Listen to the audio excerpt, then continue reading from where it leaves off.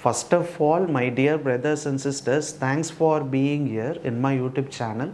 So in this lesson number 1 on the topic ordinary differential equation, so now we are going to learn introduction part number 5. So friends, don't forget to learn all the previous part. Always start learning from part number 1. So only then you will feel easy while coming to this part number 5. So part number 1, we have learned the introduction about the topic ordinary differential equation. So part number 2, what are all the different kinds of question they can ask in your exams from this topic. And part number 3, we have just solved that equation, right? In the exams, they usually give that equation. In this part number 3 video, I have told you how to solve that equation normally. And in the previous lesson, that is part number 4, a same equation how to solve in a formula method. That is minus b plus or minus root of b square minus 4ac by 2a. So by using that formula, we have learned how to solve the given equation. So now in this part number 5, what we are going to learn is, we are going to learn what are all the different types of roots are there. How to identify the roots, right? After finding the answer, you know how the equation will be asked in your exams, right? And you know how to solve that equation, what we learnt in the previous video, as well as after finding the answer, right? After solving this equation, you will get the answer like 1, 2 or minus 2, minus 3, 4, 4, 4, etc. Right? So after finding the answer, you have to decide which type of answer it is. Whether the answer is real and different, right? Whether the answer is real and same or real and imaginary. Right? That is, this answer is called as roots. We have learned all those steps in the previous video, right? So after finding the roots, after solving this equation, you will get that answer. That answer is called as roots. After finding the roots, by seeing the numbers, you guys have to decide which type of roots it is. Got it? So totally we have 3 types: real and different, real and same, real and imaginary. So now we can learn how to find it, which type it is. Just see here friends, if we are getting an answer like, for example, after solving this equation, you are getting an answer as 2, 3, then it is called as real and different. So why we are saying this 2, 3 as real and different? Because these two numbers are different, right? Not the same numbers. 2, 3 is both the numbers are at different numbers, as well as it's a real number. So real number is nothing but without any decimal point, 2, 9, right? Without any decimal point, all the remaining numbers are called as a real numbers.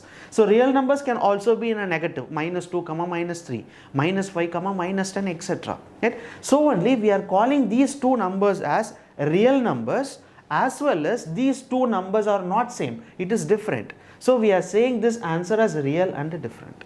So friends, understood or not? Usually in the exams, they will give you an equation. I have told you how to solve that equation in the previous video. After solving that equation, you will get the roots. Some answer, 1, 2, 2, 3 or 9, 7, etc. Based upon the answer, you guys have to decide which type it is. So now for example, we are taking an answer as 2, 3. If we are getting an answer like this, then it is called as real and different. In case, if your answer is 4, 4, then we should say the number as real and same. Why we are saying this as same? Because you can say both the numbers are 4, 4. Not only two numbers, it can be 3 or 5, etc. If you are getting an answer as 3, 3, 3, then we should say it's a real number, as well as all the numbers are same. Then it is called as real and same, which is type number 1.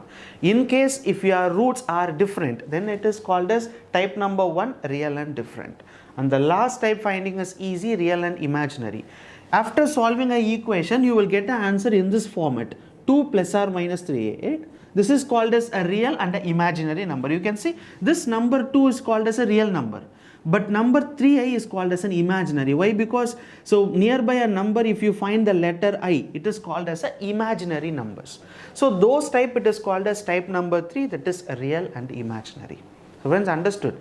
We have only 3 types, and for each type we have a formula, right? After finding the answer, we have to substitute in that formula. You will get a solution as complementary function, right? That answer is called as a complementary function.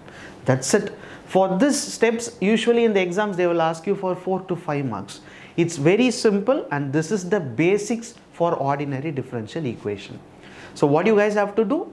In the exams, they will usually give you a equation. You have to solve the equation normally or the formula method.